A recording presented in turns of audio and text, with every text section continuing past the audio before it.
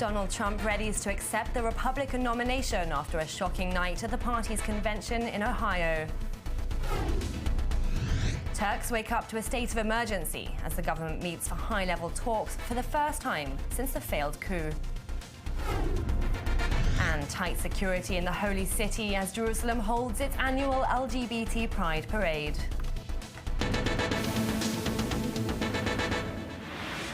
Good evening, this is News Now, live from the Jaffa Port. I'm Gabrielle Weiniger. We begin in Cleveland, Ohio, where the Republican convention is in its fourth and final night. But even by the surreal standards of the 2016 US presidential campaign, last night was really quite something, with the efforts to bring the Republican Party together not quite exactly going to plan. Foreign Affairs correspondent Owen Ultmann reports. 3 days at the Republican convention, but everyone's talking about this man, this moment. Ted Cruz snubbing Donald Trump in prime time on Trump's stage. No endorsement, just this. If you love our country and love your children as much as I know that you do, stand and speak and vote your conscience. Vote for candidates up and down the ticket who you trust to defend our freedom and to be faithful to the Constitution. It's tradition in American politics to rally around a party's presidential candidate. Parties stage their conventions to generate that unity, script them to market the candidates to voters, send up speakers one by one to praise the nominee. Cruz may have bet that in the long run, Republicans will want something else, that Trump will lose badly in November. Cruz would then stand to gain in 2020. The strategy so far? Not a success. I'm ticked. Who does he think he is? He lost. He's a poor loser. I'm ashamed of him. He's done as far as I'm concerned in the Republican Party. And so on day 3, the convention's still way off script. Mike Pence, Trump's vice presidential pick, gave a well-received speech. No one paid attention. Cruz grabbed the headlines. But Donald Trump is not a man of scripts. He's a man of controversies, using controversies to build drama, generate attention, get ratings. On day 4, Trump himself steps to the podium for a full acceptance speech. Every 4 years, candidates' convention speeches mark milestones on the road to the White House. Trump's is one of the most important ever. 3 days of scandal, drama, distraction. The plot is about to climax. On the convention's final day, Trump takes the big stage. Let's go live to Cleveland, where Amy Kaufman, host of I-24 News, rode to the White House, and Daniel Ziri, I-24 correspondent, are there now. Guys, take it away.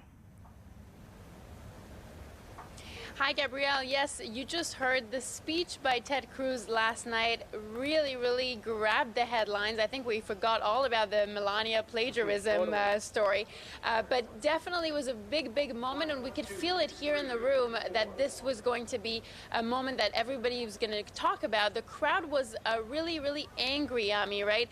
They were angry, and they could tell that there was no endorsement coming in the speech, and we waited for it and waited for it. He just congratulated Donald Trump on his victory in the very beginning.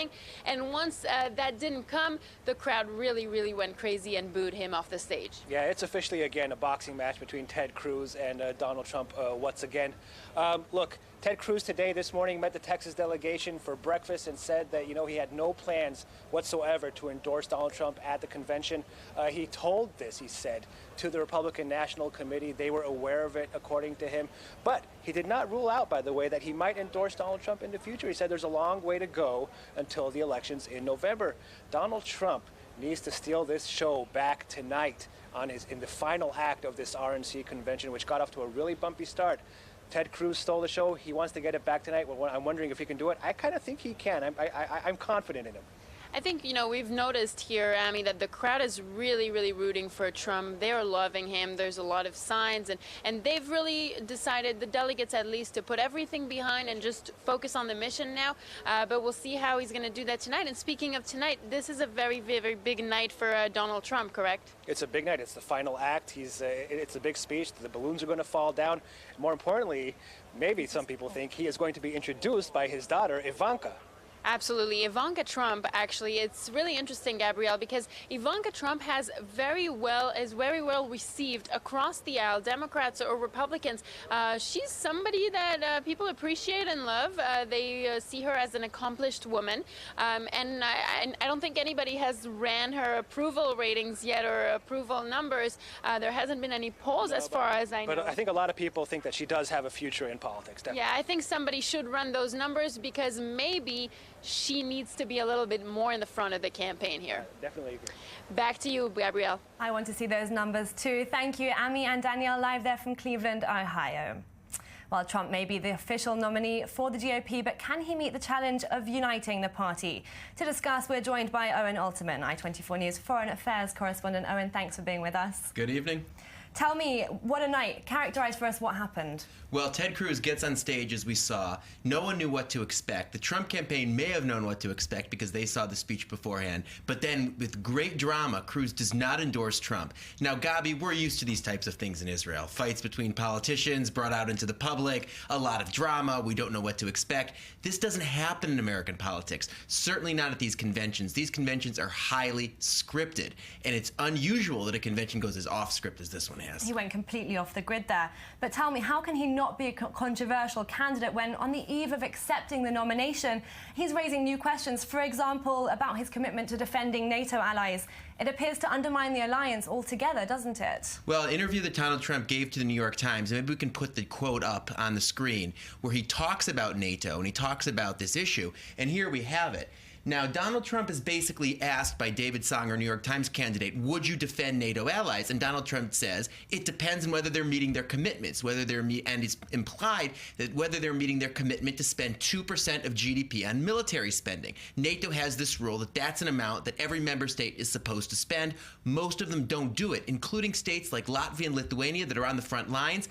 Gabi, this is an issue that has frustrated not only Donald Trump, but the American foreign policy establishment, but people haven't crossed that line to say that the U.S. would actually not defend these countries if attacked. A huge break with American foreign policy, a break with the liberal international order since World War II would be big news if it happens, if Trump's elected. We've been talking so much about Trump's. What about the Democrats? Hillary Clinton still hasn't chosen a vice president. But it's expected in the coming days, isn't it, that announcement? That's right. We're all focused on the Republicans this week, and of course in Donald Trump's big speech tonight, as we heard from Ami and Danielle. But of course, after that, it moves the spotlight moves on to Hillary Clinton and the Democrats convening in Philadelphia starting on Monday. But by then, Hillary Clinton will have named her running mate, her vice presidential pick. According to media reports in the U.S., the two names that everyone's talking about, first Senator Tim Kaine of Virginia, former governor, former mayor, current senator, has been at the top of the short list for a long time. Another name that's joined him in the last few days, Tom Vilsack, Agriculture Secretary. We'll have to see what Hillary Clinton goes with. Either way, Gabi, if it's one of these two, it's a more safe pick. In that sense, similar to Trump's pick of Mike Pence. We'll have to wait and see. Thank you so much, Owen Ultmann, our Foreign Affairs correspondent. Thank you for joining us. Pleasure. Now, on the backdrop of the Republican convention, outrage. By now, a familiar American story. Police use of force, particularly against black men. This time, an unarmed behavioral therapist shot by an officer after he held his hands in the air while lying on the ground. Sitting next to him, his 23-year-old patient, a man with autism. ABC's Gio Benitez reports from Miami. Watch, just moments before the shooting, you can see 47-year-old Charles Kinsey, his hands raised in the air. The video released overnight by his lawyer. Kinsey in the yellow shirt works at an assisted living facility. And the man at his feet is a 23-year-old with autism who ran away from the group home. Listen as Kinsey talks to police.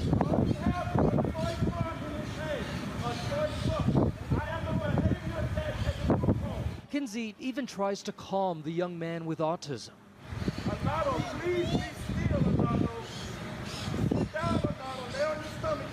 At some point, one of the officers shoots Kinsey, but he survives and speaks with Fox station WSVN from his hospital bed, recounting what he told that officer. And I'm telling him again, sir, it's no need for a firearm. I'm unarmed. He's an artistic guy. He had a toy truck in his hand. When he hit me, I'm like, I still got my hands in the air. I said, no, I just got shot. And I'm standing there, so I'm like, sir, why did you shoot me? And his words to me, he said, I don't know. Video of the actual shooting hasn't been released, but this is the moment right after. It's like, please don't shoot me. Overnight, outside the hospital where Kinsey is recovering, people protesting the shooting. Members of the US-led anti-ISIS coalition are meeting in Washington, planning what's being touted as a final push against the jihadist group in their strongholds in Iraq and Syria. But a new report by European agency Europol today presented some troubling findings that may throw a spanner in the works. I24 News defense correspondent Anna Aronheim explains.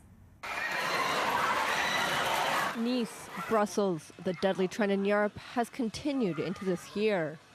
According to the EU law enforcement agency Europol, 2015 saw the most terror attacks across the continent since records started being kept in 2006.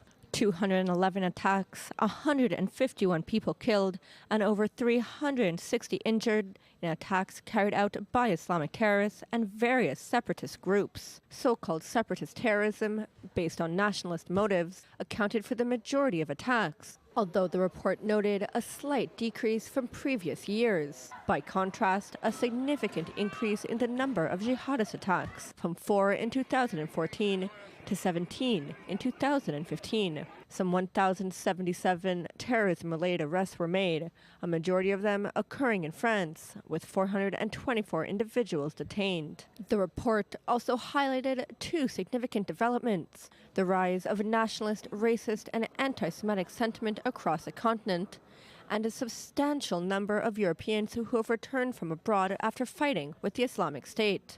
And with jihadist attacks on the rise, defense ministers of the U.S.-led anti-IS coalition are meeting in Washington. We also discussed how we can continue to combat ISIL wherever it might attempt to take hold, and how our military campaign can best support our national government's efforts to protect our respective homelands and our people. Pledging to destroy the, quote, jihadist tumor in Syria and Iraq and combat the metastases of IS attacks across the globe, the ministers are set to review the now 2-year-long campaign, which has so far failed to destroy the Islamic State. Let's get more on this now. Anna Aronheim is with me in studio. Anna, thanks for being with us. Tell me, you said that ISIS may put more emphasis on operations abroad, and this as the Western military alliance puts more effort on taking back areas from ISIS in Iraq and Syria. Was this to be expected? Of course. I mean, any group that loses territory, like the Islamic State, I mean, they're going to want to expand their range of operations. They can't battle who they call kuffar in their territory of Syria and Iraq. And kuffar meaning infidel. Exactly, the infidel, sorry. But we also can't forget that they're doing the same all over the world, in Libya, in Yemen, in Egypt. But of course, when they're losing their ground, especially near their strongholds of Mosul and Raqqa, they're definitely going to go abroad to Europe, to North America, to Southeast Asia. We've even seen attacks there, to Russia, to South America. We saw today that 10 people were arrested in Brazil, planning terror attacks for the upcoming Olympics. But you mentioned Mosul, and the US-led coalition has been talking about retaking that stronghold in Iraq. When will this happen, and can we expect to see more displaced people if and when this does happen, as we saw, for example, in Fallujah? Well, the battle to retake Mosul has already begun. It began weeks ago. They're now really pushing towards the city, at least 60 kilometers away, which is a fair distance, but it's a lot better than where they were a few months ago. Now, in regards to are we going to see more residents fleeing the city? Of course. There are thousands of people stuck in the city under the Islamic State rule. The Islamic State, when they were in Ramadi and Fallujah, they held these people hostage. Even when they were trying to escape, there were also reports of men being executed by the Islamic State for trying to flee. So, of course, we will definitely see, once the push on the city begins, and I'm not talking about the push towards the city, but on the city, we're definitely going to see a lot more people trying to flee. Anna, and you will continue to update us on the situation as it unfolds. Thank you so much. Thank you. Let's move along now. And Turkey has implemented a state of emergency, with President Recep Tayyip Erdogan saying it would last at least 3 months. It allows his government to take swift measures against alleged supporters of last week's failed coup. The government has already undertaken a purge of state institutions, clearing out around 60,000 people. It's led rights organizations and Turkey's allies to voice some concern about the direction the country is taking, with some claiming that the president was using the weekend's events to legitimize the crackdown of any kind of opposition. Here's the story. It's the first nationwide state of emergency in Turkey since the 1980s. Turkish President Recep Tayyip Erdogan and his cabinet are now able to bypass parliament, enacting new laws and able to limit or suspend rights and freedoms to their liking. That's a move that have many fearing how far this country is drifting towards authoritarianism. I think it can make things worse in a country where we have no freedoms. We will probably have less freedoms and more dominance. It could curb the state of awareness, which is bad, but at least people would fight more for their freedoms. Erdogan said that a state of emergency, backed by lawmakers by a vote of 346 in favor and 115 against, as well as a suspension of the European Convention of Human Rights, would enable authorities to act more efficiently to bring those responsible for the failed coup to justice.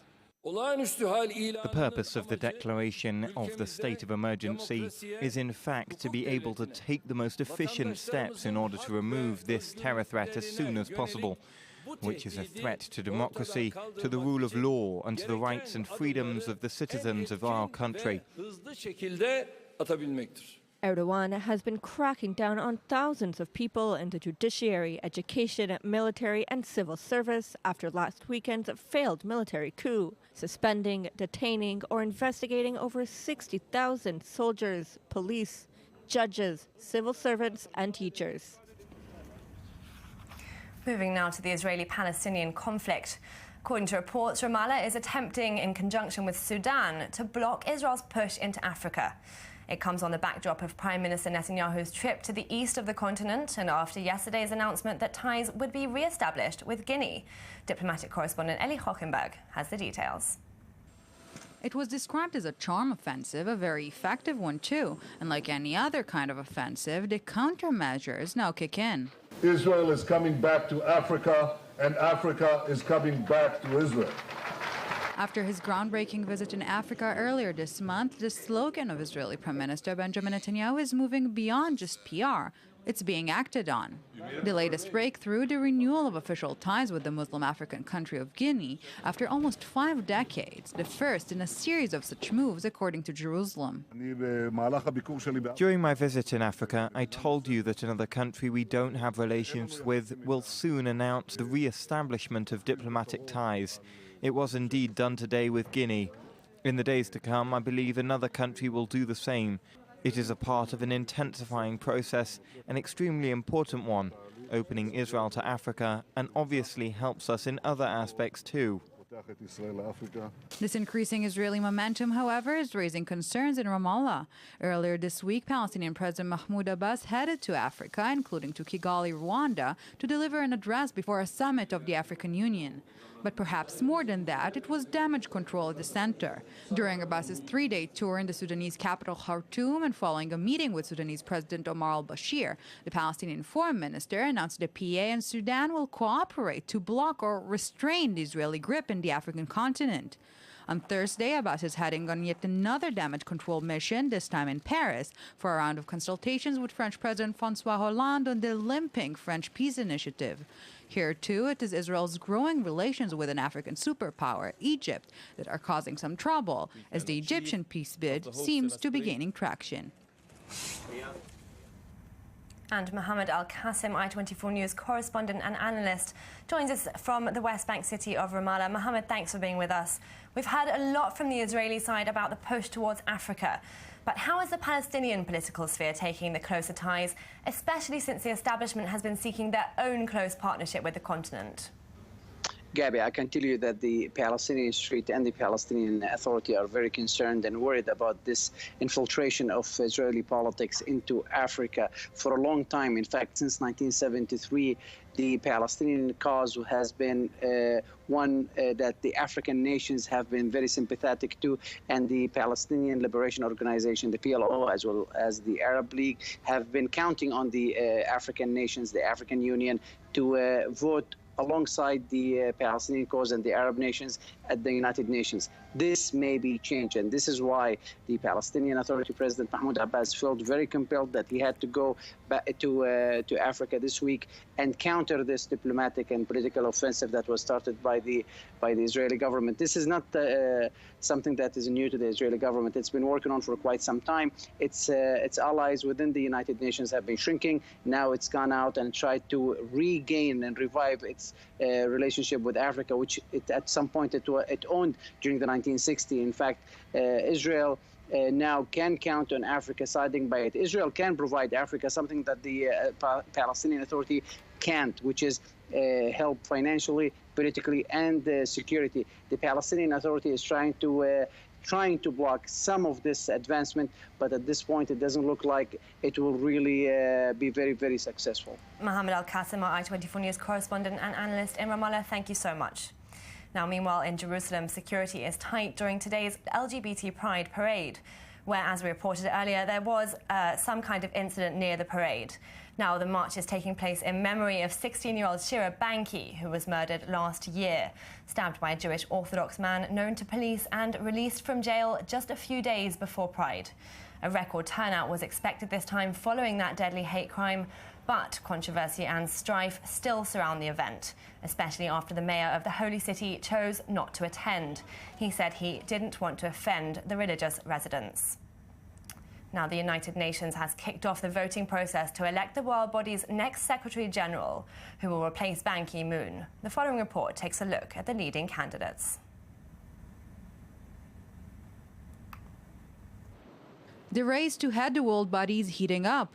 Thursday, the UN Security Council is holding its first secret vote on the successor to Secretary General Ban Ki-moon.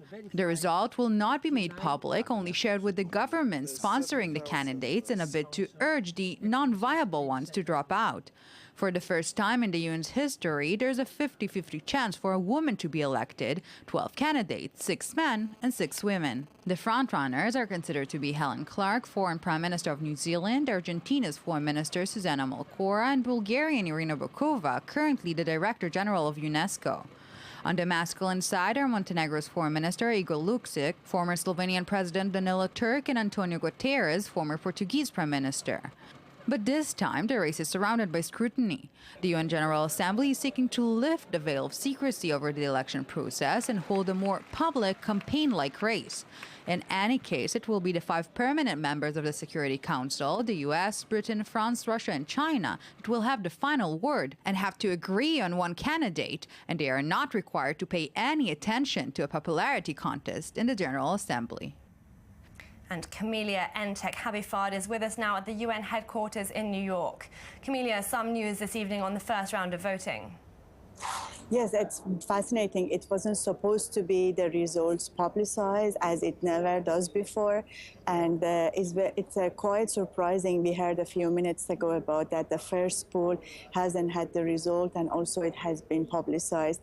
As you just mentioned in your reports, actually none of the leading candidates are among of the female, which there was the strong hope that it may at the next Security General of the United Nations be among of one of those 6 candidates.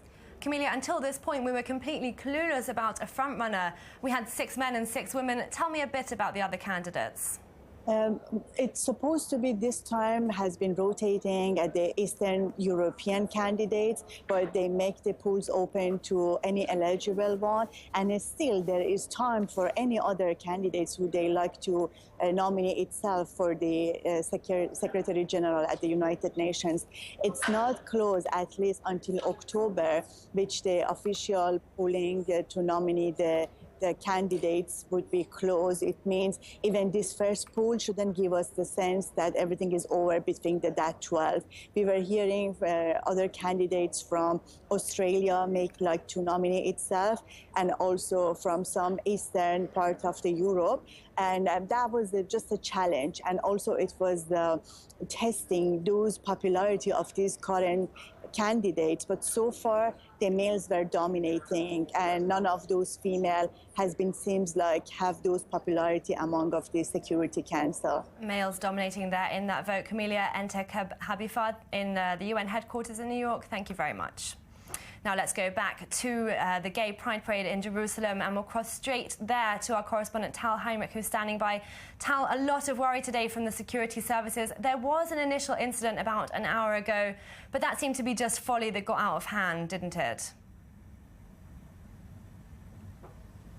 Exactly, Gabby. So after last year's deadly attack in which 16-year-old Shira Banki was murdered here on these very same streets where the parade was going through today, Israeli police stepped up security measures, and it seems that there was a lot of panic during the time in which we thought that there was some ongoing security incident, which at the end was just a drunk person who fell down the street. But the heavily charged atmosphere here was very, very much felt. There are thousands of security personnel securing these streets. Right now you can see the people coming out of the parade behind me, because now it's quite over. And we know that 12 people had been arrested here. 2 of them, were caught carrying knives. They were allegedly, seeking to hurt people, harm the people taking part in this march for pride and tolerance. We also know that last year's murderer, Ishai Shlisel, and his brother, Michael Shlisel, according to Israeli police, were plotting to maybe try and harm people marching at this year's parade. Shlisel was sentenced to a lifetime in prison, but even so, from prison, he made a phone call to his brother, and the police, published this phone call. And this is what we know so far. So the message of pride and tolerance here in Jerusalem apparently still needs to be carried 1 year after this murder, and that is what people who came here today came to do, the LGBT community and the people who support this community, and convey the message of tolerance altogether. We also saw a lot of Israeli politicians coming here today. Tzipi Livni, Isaac Herzog, Sheli Yachimovic, and a long list of names. The mayor of Jerusalem, though, Gabby, Mr. Nir Barkat, did not show up. His deputy showed up. He said that is not going to offend another sector of the population here in Jerusalem, known for its religious tradition and the ultra-Orthodox sector. So he did not appear, but he does support the right of the LGBT community to participate in such a march and celebrate their identity. Tal, just very quickly, I just want to hear an idea of what kind of numbers. They did expect a high and record turnout in memory of the girl that was murdered last year. What were the numbers like there? So from what we heard, around 25,000 people took part in this parade this year. If you compare it to last year, only 5,000 people showed up. But if you compare it to Tel Aviv's Pride Parade, in which 200,000 people participated this year, you can see that there is a big difference between the two cities. Thousands of people there. Tal Heinrich in Jerusalem, thank you very much. We're going on a short break. Stay with us for more news coming up next.